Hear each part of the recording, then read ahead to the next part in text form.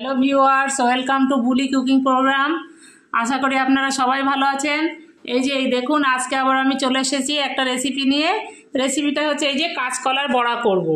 তার জন্য প্রথমে আমি এই যে 4টে কাঁচকলা নিয়ে নিয়েছি। এই কলাগুলো প্রথমে আমি ভালো করে ধুয়ে এই খোসা সমেত কিন্তু সিদ্ধ করে নেব। দেখুন, দেখুন কলাগুলো কিন্তু আমি এই প্রেসার কুকারের ভিতরে দিয়ে সিদ্ধ করে নেব। এখন আমি এই যে কলার বড়া করার জন্য ওইদিকে কলাটা সিদ্ধ করতে দিয়েছি, আর এইদিকে নারকেলটা আমি কুড়ে নেব। এই যে বড়া করার জন্য আমি কিন্তু নারকেলটা পুরো নেব না, এই যে একটা নেব, হাফ। এখন আমি এটা কুড়ে নেব। এই দেখুন, নারকেলটা আমি এইভাবে কুড়ে নেব। এই দেখুন, কাঁচকলাগুলো আমি সিদ্ধ করে নিয়ে চলে এসেছি।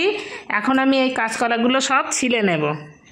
এইভাবে খোসাগুলো সব ছাড়িয়ে নেব। দেখুন, কাঁচকলাগুলো আমি সব ছিলে নিয়েছি। এখন আমি বেশ ভালো করে এটা মাখিয়ে নেব, যাতে কোনো দলা টলা না থাকে।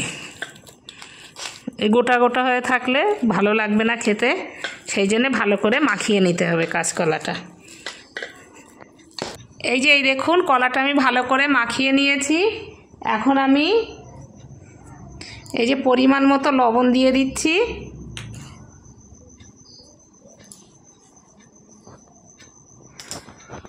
এই যে একটু লঙ্কার গুঁড়ো, 1 চামচ হলুদ গুঁড়ো,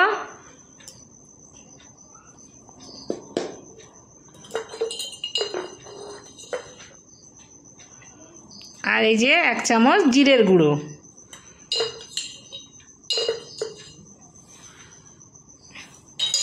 দিয়ে দিলাম। দিয়ে এটা আবার একটু ভালো করে মাখিয়ে নেব। এই যে এটা এখন আমি ভালো করে মাখানো হয়ে গিয়েছে। দিয়ে এখন আমি এই যে পেঁয়াজ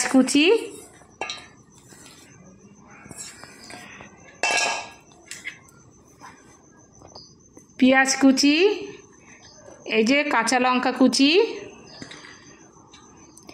আর এই যে একটা নারকেলের হাফ কুড়ে রেখেছিলাম, সেই নারকেল কোড়া। এই নারকেল কোড়াটা কলার বড়ায় দিলে খেতে কিন্তু খুবই ভালো লাগে। আর এই যে ধনেপাতা কুচি দিয়ে এইগুলো আমি এখন সব একসঙ্গে আবার একটু মাখিয়ে নেব। এখন আমি এই যে একটু বেসনও দিয়ে দিচ্ছি।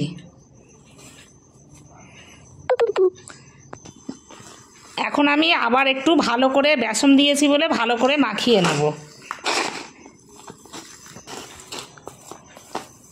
এই দেখুন, আমার এইটা পুরো মাখা হয়ে গিয়েছে। এখন আমি এটা এই যে এইরকম করে নেব। আমি এটা গোলও করা যায়, গোলও করতে পারেন যারা যেভাবে করে খাবেন। আমি কিন্তু সবকটা এইরকম করে নেব। দেখুন, এই কাঁচকলার বড়াগুলো আমার সব তৈরি হয়ে গিয়েছে। এখন আমি এইগুলো তেলে ভেজে নেব। এই যে বড়াটা ভাজার জন্য আমি কড়াই বসিয়ে দিয়েছি, এই তাওয়াটা, এতে আমি এখন তেল দিয়ে দেব।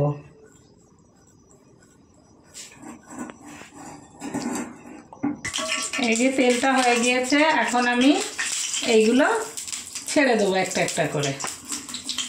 আর এইটা কিন্তু ছাড়ার সময় লো ফ্লেমে রাখতে হবে। বেশি জোর দিলে এই উপরটা হয়ে যাবে, ভিতরটা কাঁচা থাকবে। সেই জন্য এই ভাজাটা করার সময় লো ফ্লেমে রাখতে হবে। এইভাবে আমি এইগুলো সব ভেজে নেব।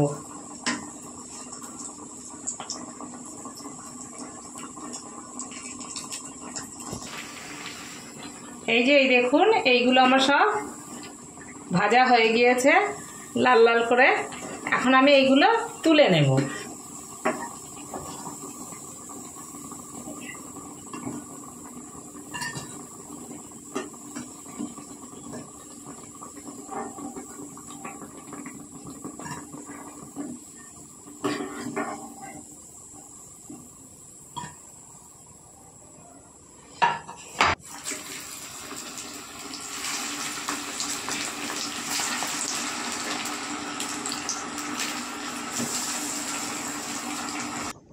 ব্যাস এই যে হয়ে গিয়েছে, এই দেখুন কলার বড়া।